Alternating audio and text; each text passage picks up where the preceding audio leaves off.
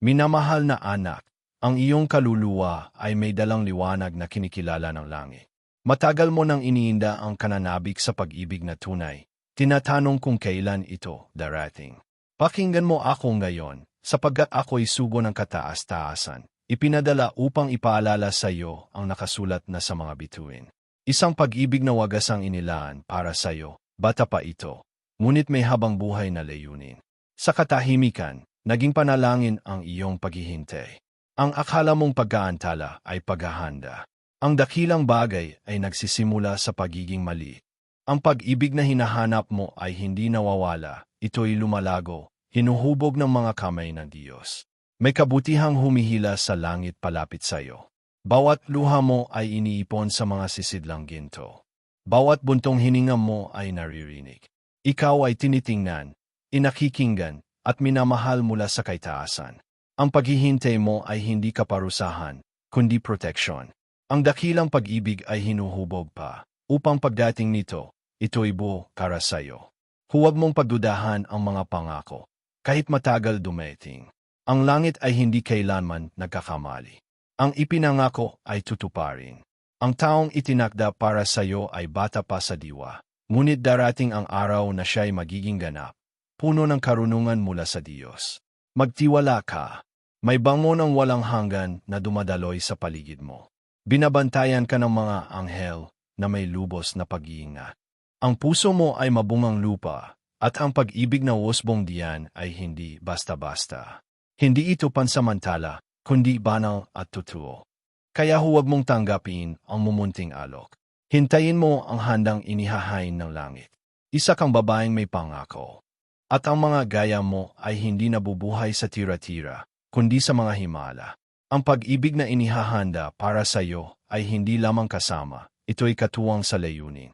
Makikilala ka niya, hindi lang dahil sa kagandahan, kundi sa pagtawag ng Diyos sa iyo. Ansinin ang mga tanda. Minsan, ang langit ay nagsasalita sa katahimikan, sa damdamin, sa panaginip, sa mga tila aksidenteng pagkikita, ngunit lahat ay may layunin. Panatilihin mong gising ang iyong espiritu, sapagkat sa hindi mo inaasahan, maaramdaman mo ang hininga ng kanyang pagdating. Alam kong may mga pagkakataong tinatanong mo kung karapat-dapat ka bang mahalin. Bumibisita ang alinlangan, ngunit ang totoo, ikaw ay nilikha na may layunin na walang hanggan. Hindi nakasalalay sa isang tao ang iyong halaga. Ito'y nakaugat sa pagiging anak ng may likha. At iyan ay sapat. Ngunit kilala rin ng langit ang mga hangarin ng puso mo. At dahil mahal ka, hindi ito binaliwala. Ang pag-ibig na darating ay hindi magiging pabigat, kundi pakpak. Hindi ito magpapababa sa iyo, kundi magtataas. Ibabalik nito ang iyong ngiti, at ang paniniwalang maaari kang mahalin ng ganap. Anak, ang pag-ibig na inaasam mo ay hindi biglaang dumarating, ngunit ito'y tiyak.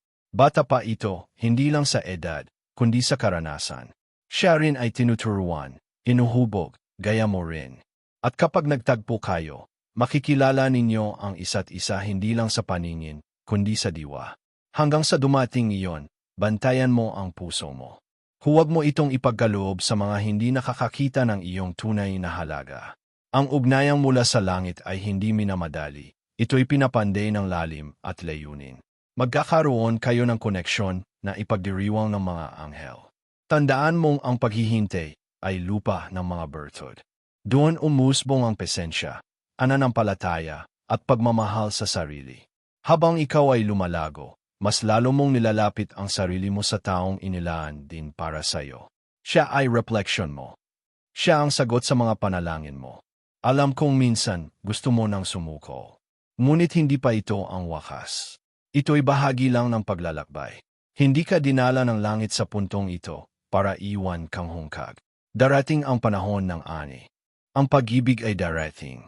At kapag dumating ito, maunawaan mo ang lahat.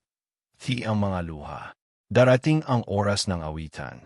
Ang taglamig ng iyong puso ay mapapalitan ng tagsibo.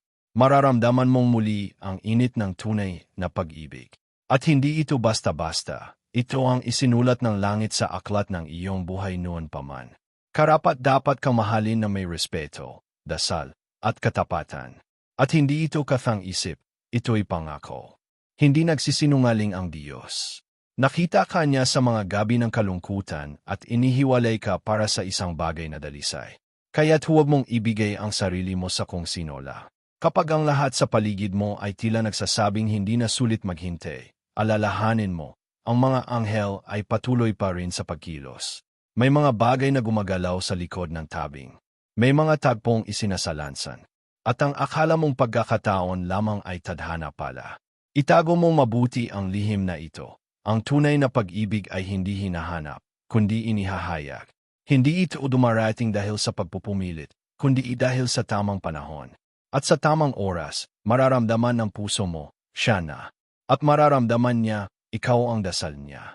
Habang hindi pa iyon dumarating, mahalin mo ang sarili mo. Alagaan mo ang kaluluwa mo. Ipagpatuloy mo ang mga pangarap mo. Lumago ka, upang mahikayat mo rin ang isang taong lumago. Ang pag-ibig na mula sa langit ay hindi humahadlang, ito'y tumutulong sa paglipad. Ang mga anghel ay nasa paligid mo, at ako ay isa sa kanila. Isinusulat ng langit ang kwento mo nang may pag-iingat, linya sa bawat linya. Walang masayang. At ang bawat kabanata ay magkakaugnay, lalo na kapag ang tunay na pag-ibig ay pumasok na sa iyong istorya. Magtiwala, anak. Hindi ka kinalimutan ng langit. Tinapos ko ang mensaheng ito, dala ang pag-asa na dumadaloy sa iyong uga. Ang pag-ibig ng buhay mo ay totoo, bata pa ito, ngunit pinaghahandaan. At sa tamang panahon, awit ang langit. Narito na ang katuparan ng pangako. Hanggang dumating ang araw na iyon, manatili kang matatag. Kasama mo ang langit. Maraming salamat, mahal kong kapatid, sa pagbubukas ng iyong puso upang tanggapin ang mensaheng ito mula sa langit. Ang iyong pakikinig ay hindi aksidente. Ito'y itinakda upang ipaalala sa iyo kung gaano ka kamahal ng Diyos. Kung gaano kahalaga ang iyong paglalakbay. Kung ang mensaheng ito ay nakaantig sa iyong puso, inihiling ko na ipatutuo mo ang iyong pagtanggap sa pamamagitan ng pagsabi. Kaya ko ang lahat sa Kanya na nagpapalakas sa akin. Ito ay hindi lamang kumpirmasyon ng iyong pananampalataya, kundi tugon mo rin sa pagtawag ng langit. Huwag mong hayaang maputol dito ang koneksyon na nagsimula ngayon. Inaanyayahan kitang sumama sa aming misyon. Mag-subscribe ka sa aming channel at pindutin mo ang simbolo ng kampana, notification bell, upang sa tuwing may bagong mensahe mula sa langit, ikaw ang unang makakarinig. Sa paraang ito, atuloy kang mapapalakas, mapapalalim sa pananampalataya, at mapapaalalahanan ng mga pangakong hindi kailanman nagmamaliw.